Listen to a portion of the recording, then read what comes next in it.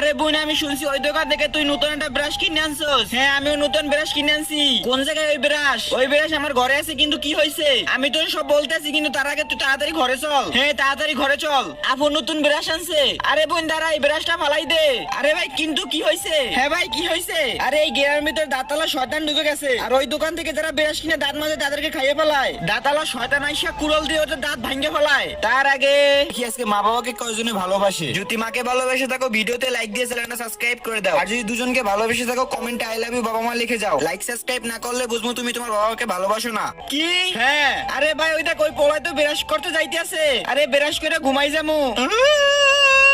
আরে ওই পোলাই তো মরে গেছে। আর ওই বড় দাঁতালা শয়তান তো কুড়াল দিয়ে ওর দাঁত ভাঙে নিতে আছে। আরে তাড়াতাড়ি ওকে বাঁচাও, জলদি চলো।